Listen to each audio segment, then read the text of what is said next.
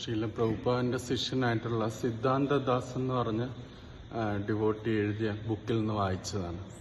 അത് സിദ്ധാന്തദാസ് ഒരുപാട് ശീല പ്രഭുപാദിന്റെ ശിഷ്യന്മാരുടെ മെമ്മറീസ് എടുത്തിട്ട് അതെല്ലാം കൂടെ കമ്പൈൽ ചെയ്ത ഒരു ബുക്കാണ്. 3 വോളിയം ബുക്കാണ്. അതിൽ ഒരു വോളിയത്തിൽ വായിച്ചാണ്. അതിൽ ഹരിശൗരി പ്രഭു സംസാരിക്കുന്നതാണ്. ഹരിശൗരി പ്രഭു ഒരു വട്ടം ശീല പ്രഭുപാദിനോടൊപ്പം ഇരുന്നപ്പോൾ ഉള്ള ഒരു സന്ദർഭമാണ് അത് പറയുന്നത്.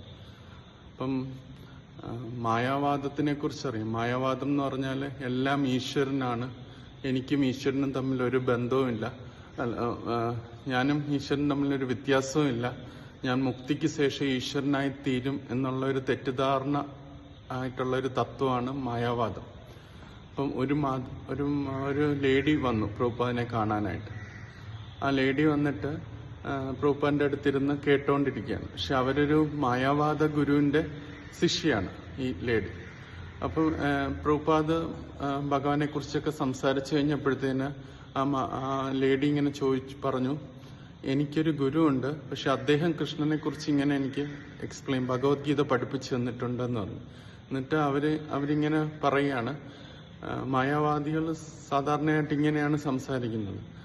കൃഷ്ണ എന്ന് പറഞ്ഞാൽ ഇരുട്ടാണ്, അല്ലെങ്കിൽ അന്ധകാരമാണ്.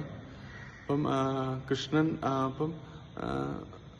അപ്പം കൃഷ്ണ എന്നുള്ള എൻ്റെ അർത്ഥം, അന്ധകാരത്തിന്റെ മറ്റൊരർത്ഥം എന്ന് വെച്ചാൽ അറിയാൻ പാടില്ലാത്തത്, അല്ലെങ്കിൽ നമുക്ക് അന്ധകാരത്തിൽ നമുക്കൊന്നും കാണാൻ പറ്റത്തില്ലല്ലോ.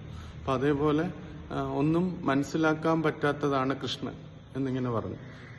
ഇങ്ങനെയാണ് പറഞ്ഞിരിക്കുന്നത്. അതുകൊണ്ട് പരമസത്യം ഒരിക്കലും മനസ്സിലാക്കാൻ പറ്റില്ല. ഇതാണ് എൻ്റെ ഗുരു എനിക്ക് പറഞ്ഞു തന്നിട്ടുള്ളതെന്ന് ആ ലേഡിയോട് ശീല പ്രഭുപാദിനോട് പറഞ്ഞു. പിന്നെ പ്രഭുപാദ് ഉടനെ അതിന് ഉത്തരം ഇങ്ങനെയാണ് കൊടുത്തത്. പ്രഭുപാദ് പറഞ്ഞു, ഇപ്പം കൃഷ്ണൻ അന്ധകാരമാണ് എന്ന് നീ പറയുന്നെങ്കിൽ ശരി. അപ്പം കൃഷ്ണൻ അന്ധകാരമാണെങ്കിൽ കൃഷ്ണനെ മനസ്സിലാക്കാനായിട്ട് പറ്റില്ല.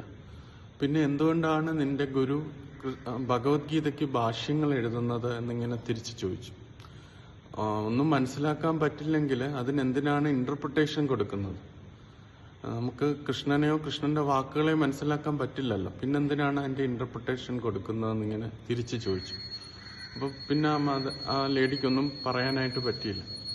അപ്പം അതില് ശീല പ്രഭുപാദ് ആ ഒരു മൂഡ് ഹരിശൗരി പ്രഭു പറഞ്ഞു തരുന്നുണ്ട്. പല കോൺവെർസേഷനിലും പ്രഭുപാദ് പുതിയൊരു ആർഗ്യുമെന്റ് കൊണ്ടുവരുമല്ല ചെയ്യുന്നത്. ഒരു വ്യക്തി ഒരു തെറ്റായ ഒരു തത്വം പറഞ്ഞു കഴിഞ്ഞാൽ ആ തത്വത്തിൽ നിന്നുകൊണ്ട് തന്നെ, ആ തത്വത്തിനെ ഉപയോഗിച്ച് തന്നെ ആ തത്വത്തെ തോൽപ്പിക്കുകയാണ് ശീല പ്രഭുപാദ് ചെയ്യുന്നത്.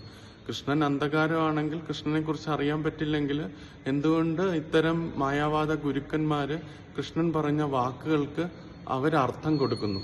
കൃഷ്ണനെ അറിയാൻ പറ്റത്തില്ല എന്നാണ് അവർ പറയുന്നതെങ്കിൽ എന്തുകൊണ്ട് ഇത്തരം വാക്കുകൾക്ക് അവര് ഭാഷ്യം രചിക്കുന്നു എന്ന് പറയുന്നത്? അപ്പൊ അങ്ങനെ തന്നെ നോക്കിക്കഴിഞ്ഞാൽ അവരുടെ തത്വം തന്നെ തെറ്റാണ്. കൃഷ്ണനെ അറിയാൻ പറ്റില്ല, അപ്പൊ പിന്നെ എങ്ങനെയാണ് അവര് കൃഷ്ണനെ കുറിച്ചുള്ള അവരുടെ അഭിപ്രായങ്ങൾ എഴുതുന്നത്? അപ്പൊ അവരുടെ വാക്ക് തന്നെ തെറ്റാണ് എന്ന് വരും.